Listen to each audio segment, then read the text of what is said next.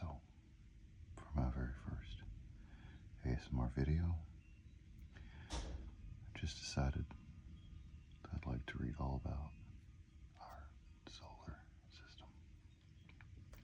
All about the planets, moons, asteroids, comets, and more. This is by Seymour Simon. I always loved reading these kind of books when I was a kid, so nothing really would put me to sleep faster, so I figured I would try this and see if it helped you.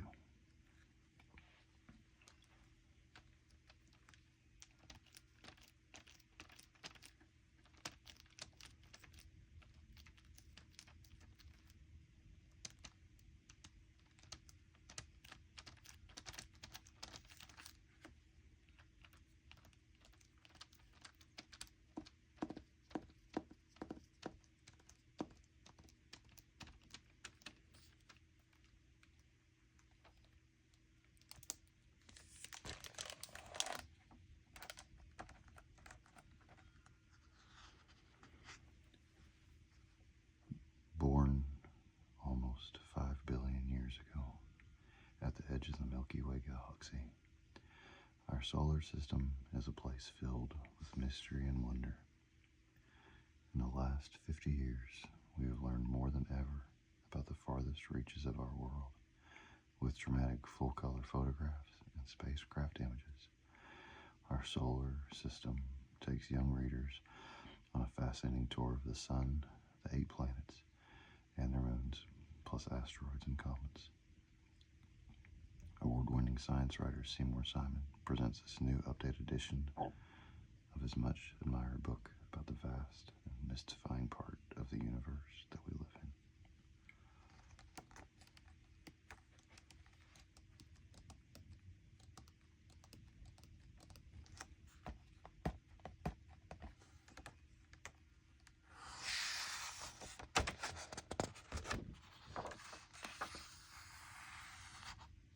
Our solar system.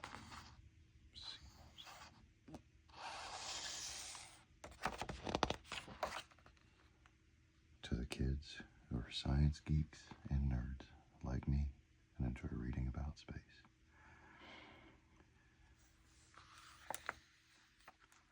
For a moment of night, we have a glimpse of ourselves and of our world, islanded in its stream of stars, voyaging between horizons across the eternal seas of space and time.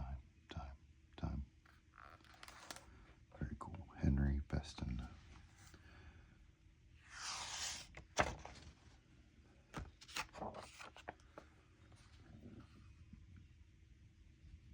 Starting here, we have the sun,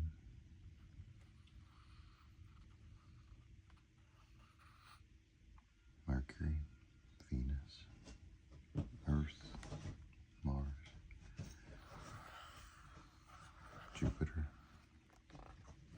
Saturn, Uranus, Neptune, and Pluto.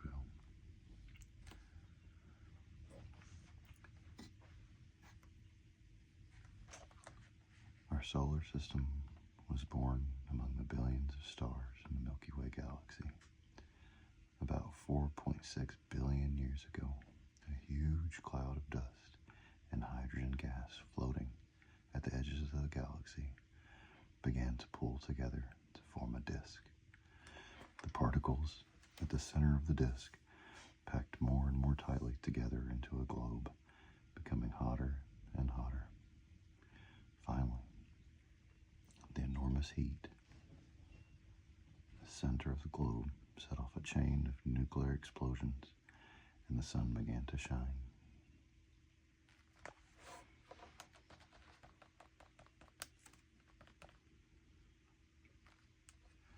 The blazing sun blasted the nearby gases away. As the particles in the disk began to cool, they clumped together into rocky or icy masses called planetesimals.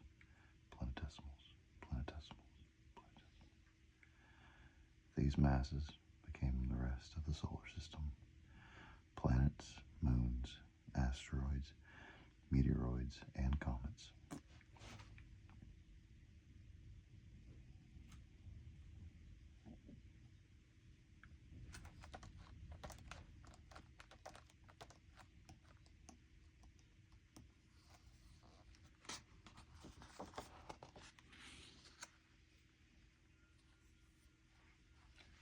The sun is just an ordinary star among the 100 to 400 billion stars in the Milky Way galaxy. It is not the biggest or the brightest, but the sun is the star nearest to Earth and the center of our solar system. 8 planets travel around the sun in paths called orbits. Mercury, Venus, Earth, and Mars are called the inner planets.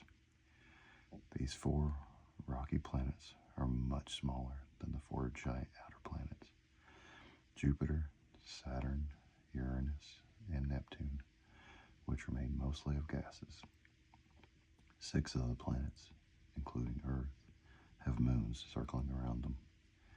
Thousands of dwarf or small planets, such as Pluto, Eris, Haumea, and Makemake, orbit the sun beyond Neptune. Thousands of asteroids, such as Ceres, Pallas, and Vesta, orbit the sun between Mars and Jupiter. Comets and some asteroids cross the orbits of the planets.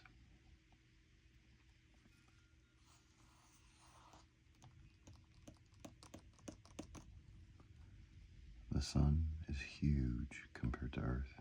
If the sun were hollow, it could hold 1.3 million Earths. Crazy to think about, isn't it? If the Earth were the size of a basketball, the sun would be as big as a basketball court. In fact, the sun is about 600 times bigger than all the planets, moons, asteroids, comets, and meteoroids in the solar system put together. Hydrogen is the sun's fuel. The sun uses about 4 million tons of hydrogen every second. Still, the sun has enough hydrogen to continue shining for another 5 to 6 billion years. The sun is all important to life on Earth. Green plants need sunlight to grow. Animals eat plants for food. And people need animals and plants to live. Our weather and climate depend on the sun. Without the sun, there would be no heat, no light, no clouds, no rain, no living thing on Earth.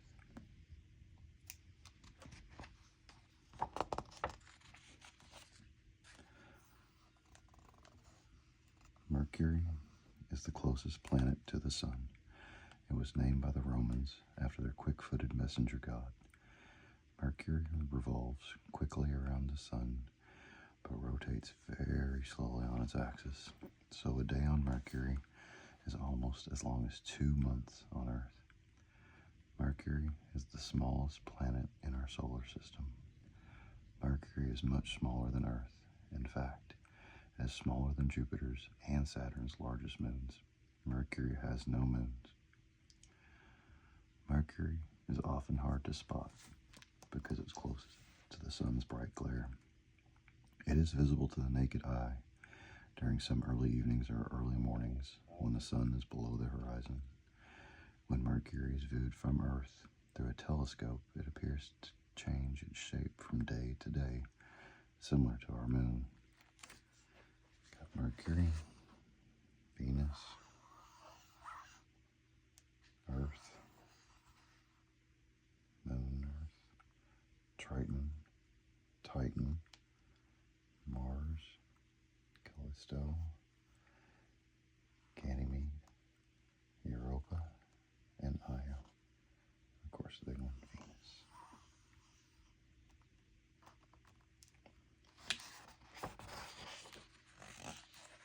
The surface of Mercury has many craters.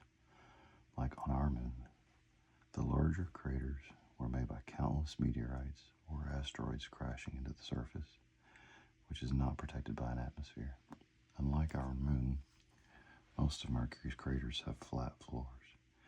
They were filled with volcanic lava billions of years ago.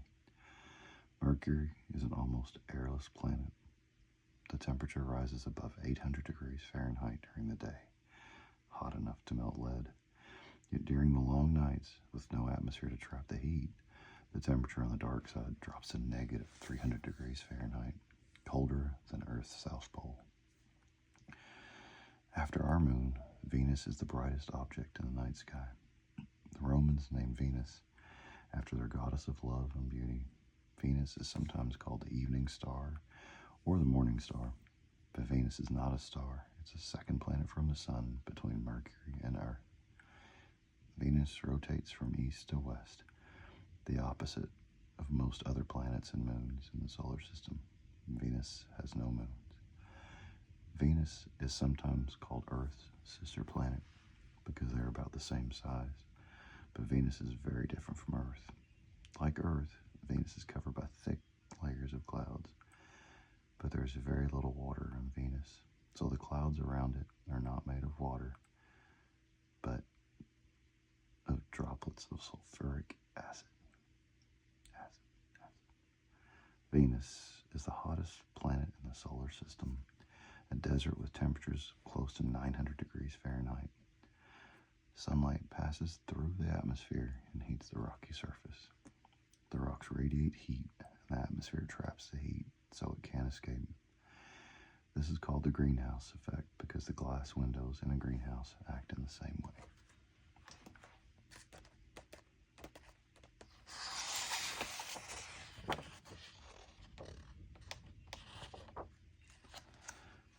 NASA's Magellan spacecraft orbited and photographed Venus for 4 years.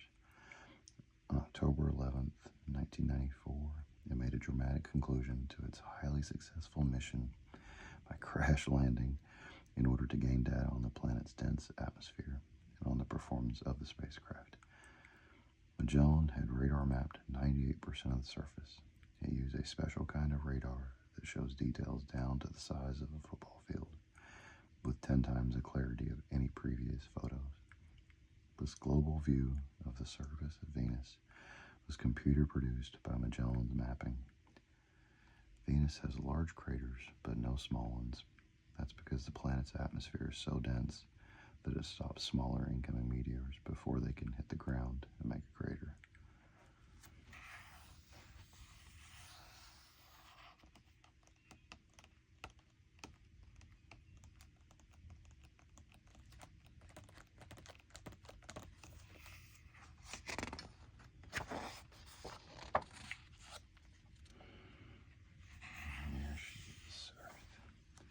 Earth might have been named oceans or water.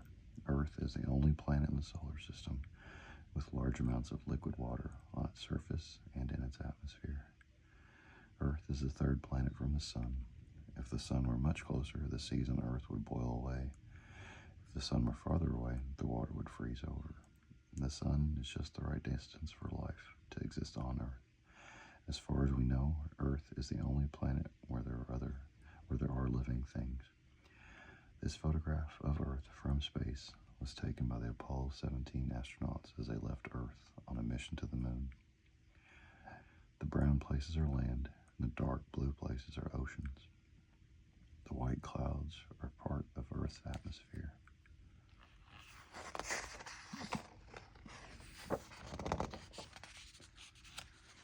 Earth is larger than Mercury, Venus, and Mars, but much smaller than Jupiter, Saturn, Uranus, and Neptune. From space, Earth looks like a perfect ball.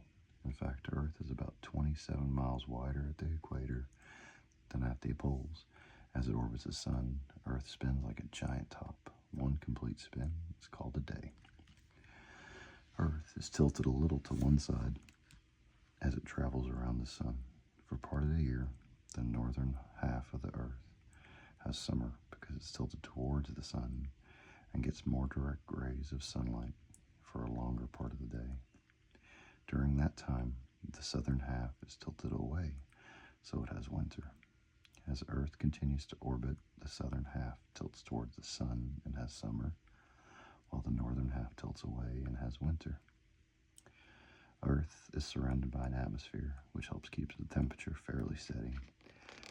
The atmosphere is made up mostly of gases nitrogen and oxygen, along with a small amount of carbon dioxide and tiny particles of dust and water. We live at the bottom of the atmosphere in a 5 to 10 mile layer of air called the troposphere. Most weather takes place in the troposphere. The photo shows the spinning clouds and the eye of a typhoon in the troposphere over the Pacific Ocean.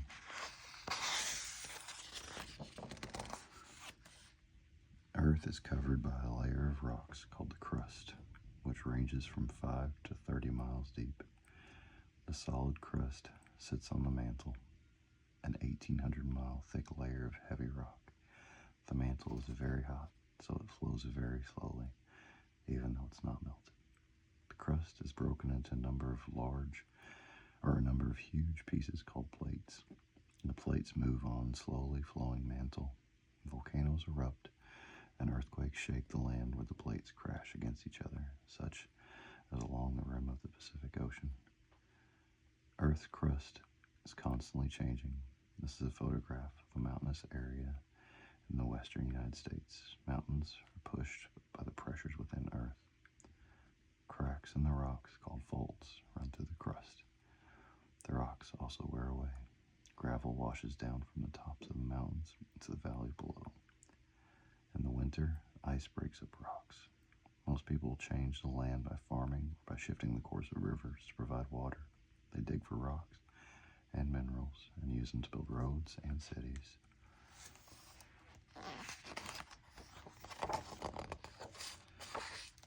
And this brings us to Mars, but we're going to leave Mars for another day. So I wanted to end on Earth, and that's where we got to.